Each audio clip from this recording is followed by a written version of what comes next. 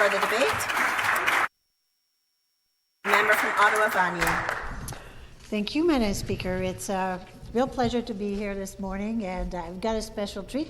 My daughter Stephanie has joined us this morning just to give her support. So thank you, Stephanie. I'm going to get a hair full of that after I leave this place, but anyway.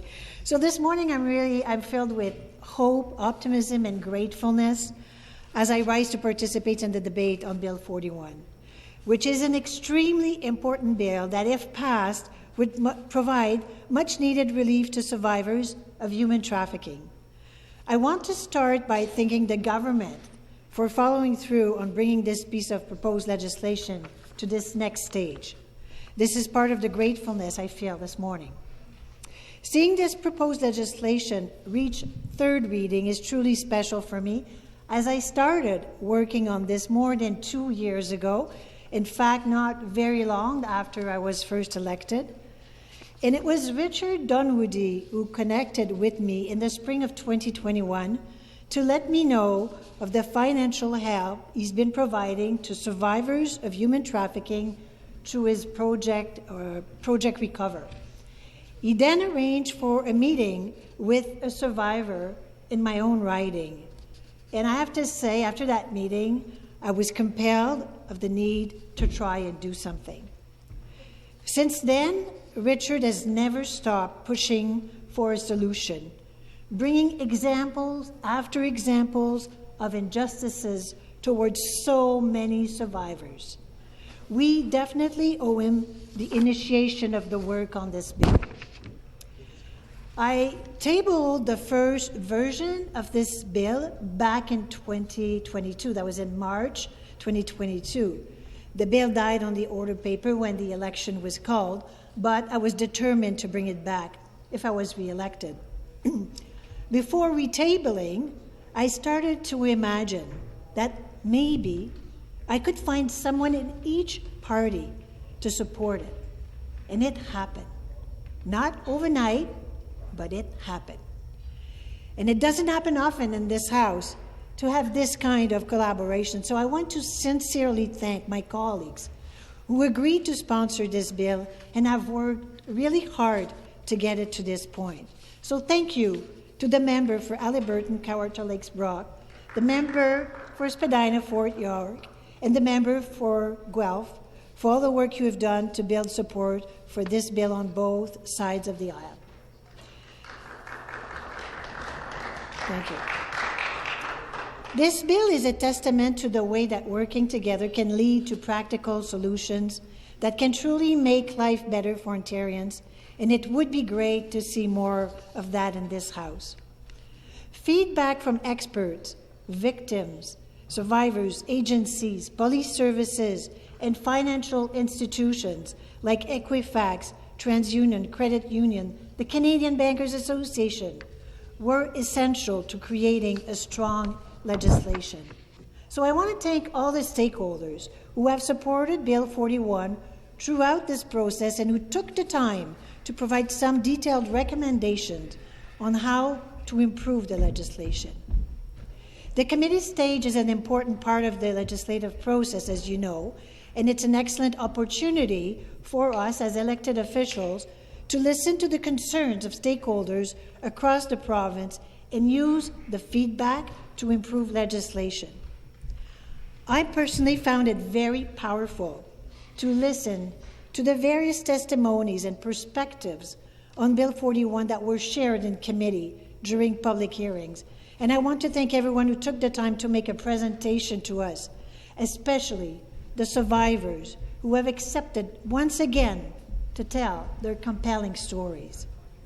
While there was some disagreement on the details of the implementation of the bill, what was extremely clear was that everyone, no exception, supported the legislation. Everyone agreed that survivors of human trafficking should not be held responsible for debts that were incurred in their name while they were being trafficked. At the end of the day, that is what this bill accomplishes. It provides a legislative framework that will protect survivors from coerced debts and allow them to move on with their lives. Speaker, what those public hearings highlighted was the need to get the legislation passed and implemented as quickly as possible. Survivors need our support today. This bill was amended in committee to make it come into force on an unspecified day in the future to be determined by the government. While I recognize the practical challenges that come with implementing a piece of legislation, and as the member for Kawartha Lakes Brock clearly indicated, there is a lot of work required and several ministries involved. But I also know that survivors need the help now so that they can move on with their lives. If Bill 41 is passed today, I strongly urge this government to move as quickly as they can to get this bill implemented and bring it into force. Survivors of human trafficking want to put their past behind them and build a better future for themselves, but they are often hindered in that pursuit by the bad credit ratings and coarse debt. By implementing the measures in Bill 41, we can help these survivors get out from under the burden of financial debt that was placed on them by their traffickers and empower them to move forward. Bill 41 will allow survivors of human trafficking to get a credit card, student loan, mortgage, and other lines of credit that many of us take for granted. Bill 41 will protect survivors from debts they did not occur and help them get the credit they need to build a better future for themselves. However, while the measures in Bill 41 are important, we cannot stop there. Human trafficking in Ontario is still far too common, and we must act now to protect our young people.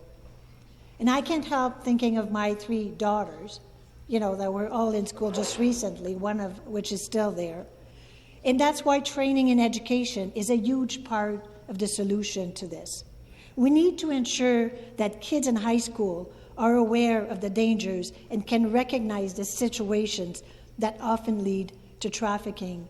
And this particular fact was actually highlighted by survivors that came to committee, highlighting the importance of providing education as to help young kids fall into the trap. Many of these dangerous situations and relationships occur online, and both kids and their parents or caregivers must be aware of the tactics that are employed by traffickers and be able to recognize them. About a year ago, I met with Dr. Charlene Doak-Geboer, who has worked extensively on the issue of digital supervision. She has produced a documentary highlighting the dangers that teenagers can come across online and the need for adult supervision. That's why I tabled another bill. It's Bill 133, the Kids Online Safety and Privacy Month Act 2023. The community has a responsibility to protect children from these risks through education and supervision. We need to empower our teenagers to recognize dangerous situations and avoid them. We must also ensure that there are support mechanisms in place so that young people know where to turn if they need help or someone to talk to.